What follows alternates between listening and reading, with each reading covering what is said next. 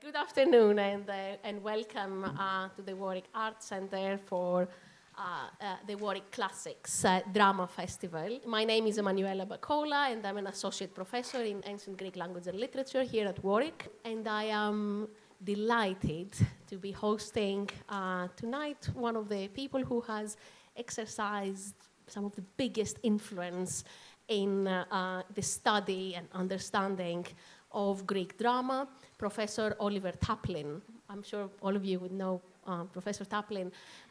He's been involved in the theatre since the 60s, and he's now he's been involved in both professional theatre, but also as an academic. He has written extremely influential books, starting with The Stagecraft of Aeschylus, which kind of really alerted us to the fact that theatre creates meaning in performance. And then following that, probably Greek Tragedy in Action is one of the most, again, influential and heavily used books in Greek drama. Following that, he was working with the spread of the theatre in the whole of the Greek world, and he's also done some great work on epic. Recently, he's been translating dramas. A couple of years ago, his Oresteia, no, more than that, 3 years ago. The Oresteia was, okay, so yes, Oresteia came out, yes. And then he also published in 2017, Sophocles is 16th. Sorry, I should have done my homework. Yes. And then, yes. And now I hear that the next volume of Sophocles' tragedy is ready, about to go to print. So what we were thinking of doing is, with Oliver, is we'll kick off some discussion about, the play, some of kind of main things that he would like to say. I assume that people kind of know the play roughly, but what would be 3 things, do you think, that people should kind of take notice of when they watch this performance? I always rather hesitate in a pre-show talk, because you never know what's going to be in the show. And you sort of say, well, the most important line in this play is this line, and then it turns out they cut that line. Or the most important action in this play, and they don't do it. So you have to, obviously, I'm much looking forward to seeing the show, but I can't promise that what I say will mesh necessarily with the show. But things to look out for, which I think are bound in one way or another to be worked into the production. One is, I think, because this play is so much about digging up the past, reconstructing Oedipus's life story from the past, I think the motifs of searching, seeing, bringing to light are terrifically important, and you'll find them coming through the whole time. Looking for things, bringing things to light, bringing them out into the light, and hand in hand with the seeing goes blindness. The blind Tiresias sees, Oedipus, when he sees, blinds himself. So discovery, uncovering is one of the great things to look out for. Related to that, I think I would like to alert you to some of the places in this play. And this might even, and for all I know, this is in the program, but I'm assuming it isn't. So let me alert you to the most important places, because they keep on cropping up. And indeed, towards the end of the play, Oedipus himself actually goes over these places, the places that have been important in his life story, in his life journey. So the play is set at Thebes. He's the king of Thebes. He thinks that he arrived there as a stranger. And when he arrived, he answered the riddle of the Sphinx, destroyed the Sphinx, and as a reward for that, they've made him king, and they've made the widow of the previous king his wife. So the play is set at Thebes, in Boeotia. If any of you have been to the places I'm talking about, you will have gone through Boeotia if you took a coach from Athens to Delphi.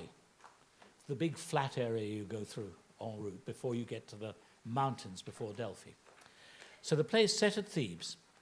But Oedipus Oedipus grew up in Corinth, very wealthy city on the isthmus between the main part of Greece and the Peloponnese.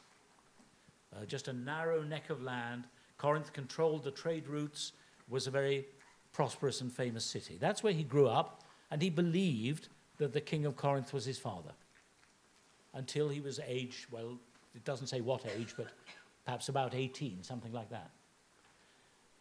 He leaves Corinth, gets a boat just across the Gulf of Corinth to the oracle at Delphi. So you'll hear about him growing up in Corinth. You'll hear about him going to the oracle at Delphi, which is on the north coast of the Corinthian Gulf, really not a long journey from Corinth. The oracle there tells him that he's going to kill his father and go to bed with his mother. So he goes anywhere but Corinth. And he heads off into the mountains, round the flank of the great Mount Parnassus, which is the mountain up behind Delphi. And he comes to a little plain in the mountains where there's a meeting of 3 cart tracks, 3 roads. They're not just footpaths, they're roads that are big enough for a cart to go along them. And there he meets this old man and his retinue. The old man insults him, tries to beat him off the road, and he believes he killed them all. In fact, one of them survives as an eyewitness. So that's the place that 3 roads meet. So from Corinth, he goes to Delphi. From Delphi, he goes to the place where 3 roads meet, and he takes the turning that leads him to Thebes. And that's where he solves the riddle of the Sphinx and has been living apparently happily for long enough to have, 4 children who are now well into their adolescence, so he's been there 20 years, let's say. The missing bit is how on earth did he get to Corinth, because he wasn't really born there. And that's the last bit of the jigsaw of his life journey to be filled in. First, we learn that an old shepherd from Corinth was given him as a baby and took him to Corinth and gave him to the king. So this is on the mountain, Mount Kithaeron, that's the great mountain to the south of Thebes. How did he get from Thebes to Mount Kithaeron? When he was 3 days old, his mother and father gave him to an old shepherd and said, just throw this baby away on the mountain. Get rid of it, because we've had an oracle that says that this child will kill his father and go to bed with his mother. So that's the last bit of the journey. And when Oedipus realizes that, he then sees the whole journey and the truth is out. And it's sudden. It's a sudden, appalling realization. And then that, in a way, leads me to the third thing that I wanted to bring out.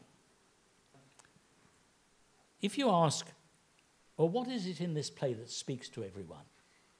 Because it does seem to have an extraordinary way of speaking to audiences across the world, across time, and it seems to be as fresh, as appealing today as it ever has been. And it's been constantly adapted in novels, in operas, and in films. Well,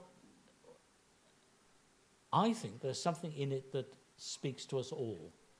I mean, if I just divert for a second, Freud, you may remember, said it speaks because it brings out into the open the hidden adolescent desires of young men.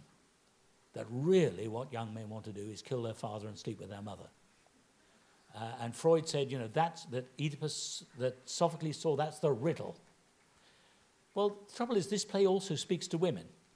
So, and women don't have this alleged experience. What is it in the play that speaks to women as well? As I see it, it's this. We all yearn for security. We all yearn for a life where we feel safe, where we feel we're not under constant threat, a life that we feel is not going to fall to pieces any minute. And on the whole, most of us, most of the time, manage to achieve some kind of security and some kind of stability. But we do know that human life is desperately unstable. Two examples that occur all too often, and nearly all of us will have encountered this. People who think that they're in good health suddenly discover that they're seriously ill. One day they think they're in good health, the next day they get a terrible diagnosis. This is an insecurity that threatens us all. Another one is, that we see too often, is that there are people, we see people who have put all their trust in somebody. Whether it's a member of the family, whether it's their partner, they put all their trust in, they believe that this person is absolutely their rock, and then they're betrayed, they're let down. These are two instabilities that we know threaten us all. Now, what happens in Oedipus is, here is a man with a really stable life. He's the much admired, much loved king of a powerful city. He has a wonderful wife. He has 4 wonderful children. He has wealth. He has prosperity. He's admired. In fact, the whole damn thing is a house of cards. And when the truth comes out, the card is taken from the basis and the whole of his life collapses. So, and I'm inclined to say that certainly that is one of the things that speaks to us all, that we all know, we all, on some level, know that our life cannot be as secure as we hope it is. We just hope that it'll carry on being all right, but we know that there is a vulnerability there. So those are 3 things, 3 connected things, as I think you'll see. The discovery, the places of Oedipus's past, and our yearning for stability and security.